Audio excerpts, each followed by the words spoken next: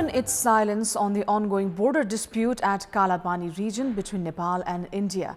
Issuing a press release yesterday, China has sought friendly dialogues between Nepal and India to resolve the issue.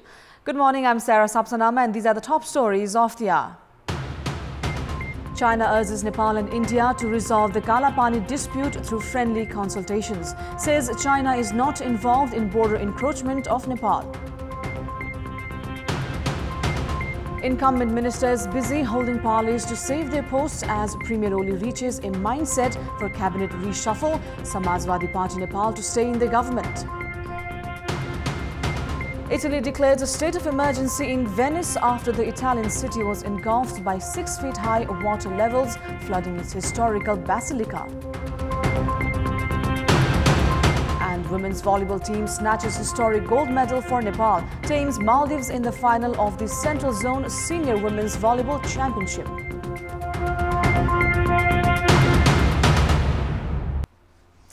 Let us begin with the national political updates.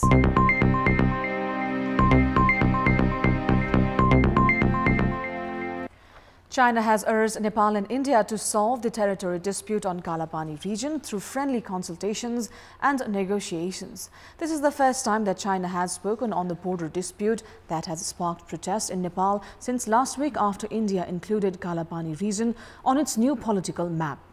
The press statement comes from the Embassy of the People's Republic of China, which was issued yesterday, also refuted some media reports that have accused China of encroaching some parts of Nepal on the northern side.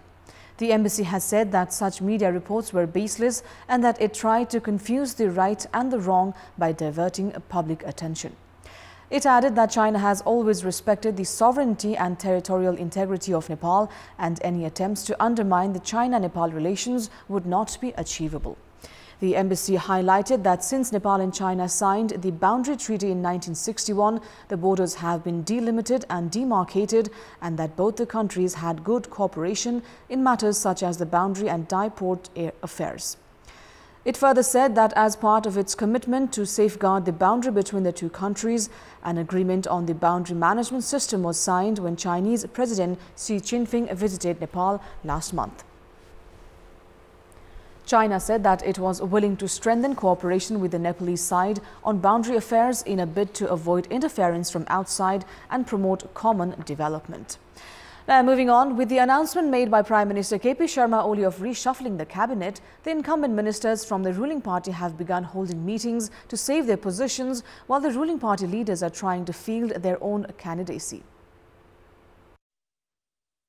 The Oli-led government has been criticized ever since the formation of the government for not being able to deliver on its promises. There had been calls for a cabinet reshuffle from within the ruling party for quite some time now in a bid to improve the government's performance. However, the leadership's indecision regarding the reshuffle had invited a degree of chaos within the party, leading to incumbent ministers holding formal and informal meetings to save their positions. Meanwhile, with the party integration almost reaching a conclusion, the obvious task for the ruling party is now to reconsolidate the party and the government mechanism. Several ministers have made statements on whether they will be included in the new cabinet, while several leaders of the ruling party have expressed interest in leading ministries themselves. Analysts have opined if the Prime Minister selects leaders who already hold positions within the party, the current scenario might not change. The Prime Minister has meanwhile suggested that he intends to form an entirely new team, as evident by the en masse resignation of the party secretariat. The Premier is also taking suggestions from senior leaders of the ruling party regarding the cabinet reshuffle. However, as a result of the delay for the reshuffle, ministers have been wasting their time in meetings to save their faces, while other leaders have busied themselves with party politics to enter the cabinet. Now, a parliamentary committee has decided to set the retirement age at 60 for government officials. The State Affairs and Good Governance Committee decided yesterday to set the retirement age at 60 for government officials. The committee agreed to set the age limit at 60 in a meeting held yesterday that discussed the draft bill on public service. The decision, however, will take 4 years to be implemented fully. Based on the committee's decision, those born in the Nepalese calendar year of 2018 will retire at the age of 58 years and 6 months. Those born in the year 2019 will retire at the age of 59. Those in 2020 will retire at 59 years and 6 months. And those in 2021 will retire at the age of 60. While the bill had recommended 58 years as the age of retirement, the Public Service Commission had suggested increasing the retirement age to 60 in order to bring uniformity in public administration. The government will also be relieved of pension expenses when the retirement age is set at 60. Every year, the government spends 45 billion rupees on pension. The committee has also recommended for appraisal and evaluation of government employees to motivate officials in civil service. And with that, we'll take a short break here. For more news, stay with us. Many companies enlisted under the Nepal Stock Exchange NEPSE have been announcing dividends from the profits they made in the last fiscal year. Majority of these companies have announced of providing over 15% dividend to its shareholders. However, this still has not helped uplift the weakening share market. The NEPSE indicators and transactions have failed to show much progress. We have a report. 97 of the 245 companies enlisted at the Nepal Stock Exchange have announced dividends for its shareholders recently. One of them, Himalaya Distillery, has announced of giving out 102% dividend to its shareholders. However, this still has not helped to increase the trade for shares of the company. The shares for Himalaya Distillery sold at 2,059 rupees in May, but dropped down to 1,799 rupees as of Thursday. Likewise, another company enlisted at the NEPSE, Himalayan Bank, announced of giving out 22% dividend to its shareholders. This too has not made much difference for the company at the share market.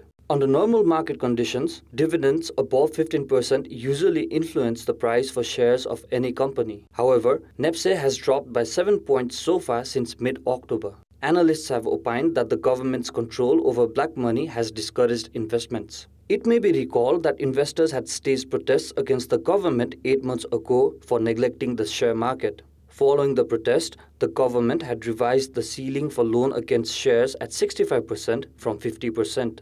Likewise, the government had also allowed banks to invest up to 40% of the primary capital on shares. At the same time, the government also implemented margin lending.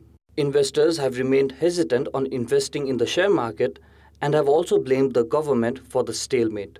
The ongoing second fiscal quarter, where many companies have announced of attractive dividends, should be considered a lucrative time for investors.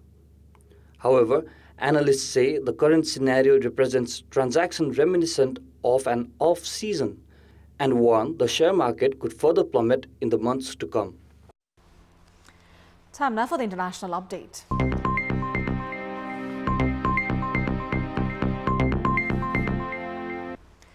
Italy has declared a state of emergency in Venice after the Italian city was engulfed by 6-feet-high water levels, flooding its historic basilica and cutting powers to homes. More than 80% of the city, a UNESCO World Heritage Site, was underwater when tides were at their highest. Italy's Prime Minister Giuseppe Conte described the flooding as a blow to the heart of our country. He said the government would now act quickly to provide funds and resources. Italian Prime Minister Conte stated that individuals could claim up to 5,000 euros and businesses up to 20,000 euros in compensation. Many museums remained shut yesterday as Venice saw the highest water levels in more than 50 years. St. Mark's Square, one of the lowest parts of the city, was one of the worst hit areas. And with that, we have more news coming up, but right now it's time for yet another short break. In our Public Voice segment, we had asked the locals in Sindhupalchok district what they think of the implementation of the government's free basic education program. Let's take a look at what they had to say. Public Voice. जाँचबेच तिर्नुपर्छ हो के अरे भर्ना फिस लिन्छ खाजाको 150 लिन्छ हाम्रो यहाँ लिँदैन निशुल्क भन्थ्यो लिइरहेछ खै त्यो भाषण मात्रै होला नि लिन त लिहाल्छन् भर्ना फिस रे जाँच फिस रे लिन्छ 1 देखि 10 सम्मको लागि निशुल्क भनेको छ तर टुक्रा गरिबहरुको लागि चाहिँ निशुल्क छ अरुसँग चाहिँ अब अरुलाई चाहिँ निशुल्क छैन हैन पैसाहरू लिने गरिरहेको छ। ड्रेस, झोला, कापी, कलम अनि सबै फ्रीमा छ। तर एउटा जाँच फिस र भर्ना फिस चाहिँ तिर्नुपर्छ। पैसा नतिरे के अन्त हामीले अरू पनि राख्नु परेको छ। दरबन्दीको 2 जना मात्रै छौँ अनि हामी यो मिसहरूलाई के दिनु अनि तिमीहरूले नदेखिन हामीले कसरी दिनु त, के गरी पाल्नु त यिनीहरूलाई भनेर भन्छन्।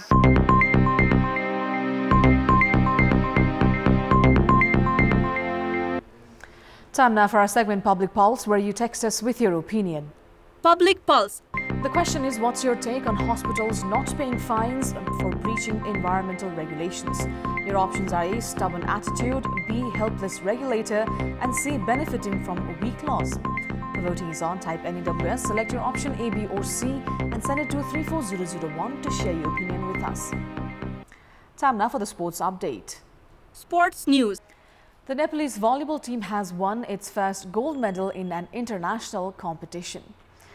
The women's volleyball team defeated Maldives in 3 straight sets, 25-13, 25-12, 25-8 to win a historic gold medal in the Central Zone Senior Women's Volleyball Championship played in Bangladesh yesterday. Nepal won the championship gold without losing a single set in the entire tournament. Nepal has been competing in international volleyball tournaments since 1999. Earlier, Nepal had won 3 bronze medals in South Asian Games. The men's volleyball team, however, is yet to win a gold in the Central Zone Volleyball Championship. Now, England have cruised into Euro Cup 2020 by thrashing Montenegro 7-0. In the Group A match held at Wembley, England last night, English captain Harry Kane scored a hat-trick in England's thumping of Montenegro. England took an attacking form right from the start, opening its account in the 11th minute through Oxlade-Chamberlain's goal.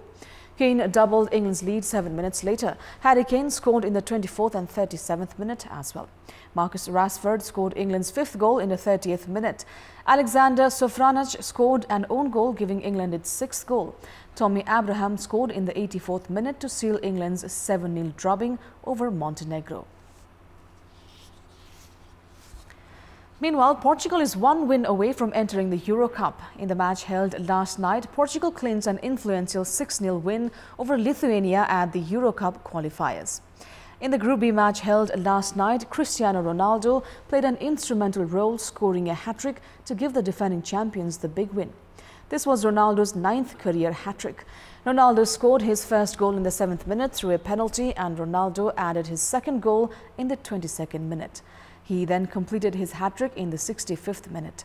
The other players to add to Portugal's account were Alfonso Alonso, who scored in the 52nd minute, Mendes Paciencia scored in the 56th minute, and Bernardo Silva in the 63rd minute. Now, before wrapping up, here's a look at the top stories once again.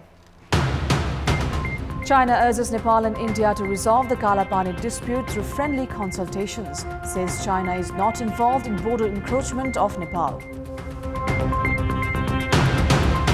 Incumbent ministers busy holding parleys to save their posts as Premier Oli reaches a mindset for cabinet reshuffle. Samajwadi Party Nepal to stay in the government. Italy declares a state of emergency in Venice after the Italian city was engulfed by 6-foot-high water levels, flooding its historical basilica. And women's volleyball team snatches historic gold medal for Nepal, tames Maldives in the final of the Central Zone Senior Women's Volleyball Championship.